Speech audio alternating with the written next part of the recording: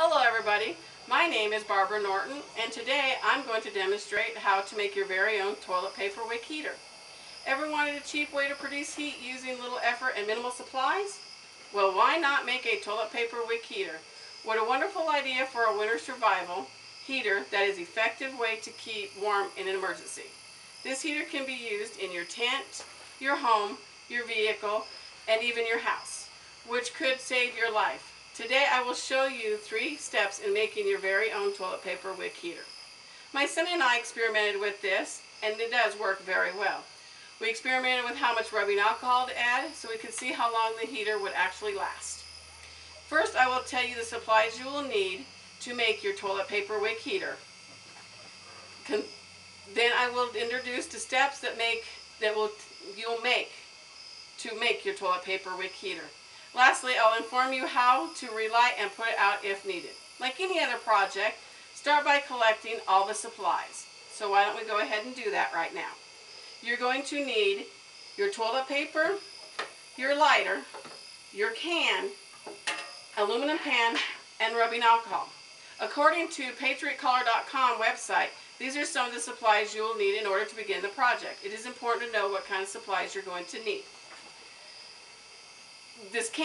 Your can should be about a 3-pound coffee can, or you can get this paint can from Home Depot for under $5, and it's a great way to store your stuff.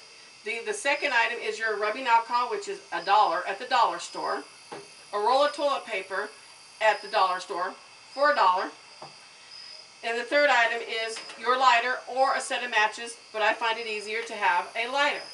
The fourth is, of course, your aluminum pan, and what we use for that is we set your can inside of the aluminum pan. And then what we're going to do is we take your rubbing alcohol and we pour onto your toilet paper, which I've already have done that to show, because it takes a little while for it to get saturated, as you can see. So you have to also take out your toilet paper roll, because you don't want the cardboard part in there because it'll burn faster, and your toilet paper is acting as your wick heater. You can also use a large pop can container, which you'd buy during Christmas time, to store all your items in. A plastic Ziploc bag to put your rubbing alcohol in so it does not spill or contaminate your matches if you use matches or your lighter. Now that we've collected the supplies, let's begin to create the toilet paper wick heater, which you have seen that I have done that by putting the alcohol into the can around my toilet paper. And we want to go ahead and see if this is going to work. So we're going to light it. And this will take a few minutes. And as you can see already, the toilet paper heater is lit. And it's not your toilet paper that is burning, it's the rubbing alcohol that is burning over it.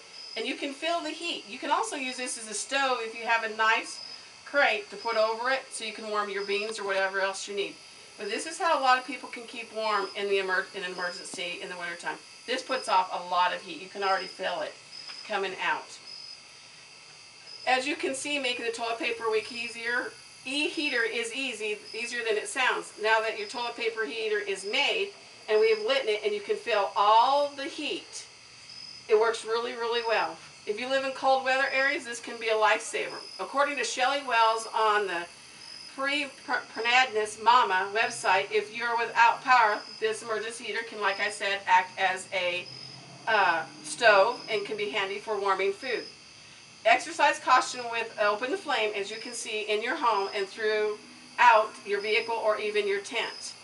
You don't have to worry about the carbon monoxide poisoning when using the rubbing alcohol, but I would go ahead and open up a window just in case to make sure. Always remember if you want to stay warm, there's a simple way to produce heat you need. Just make a toilet paper wick heater. After collecting the supplies, follow these 3 easy steps, and then you've created your heat. And to put out your heater, you can go ahead and put the lid on, and that puts out your heater, and then you can still store all your stuff. And be careful because this is really, really hot. Like I said, it makes a great heater and keeps you warm. According to many people, this is a cheap survival kit that may save your life. I hope this demonstration will encourage you to make effort to prepare for an emergency. A toilet paper wick heater is a cheap resource that can be used in cold weather, day or night, when heat is unavailable, like when your electricity goes out or if your car breaks down. By putting some supplies together in your vehicle, these are really easy to store, you can build a safe, comfortable fire that will keep you warm and toasty. My sources are How to Make a Toilet Paper Wick Heater by Wikipedia and How to Make a Coffee Can Heater by MontanaOutdoors.com. Make sure you practice a few times. Anytime you're dealing with an open flame can be tricky. Thank you for listening to my demonstration. You all have a wonderful day.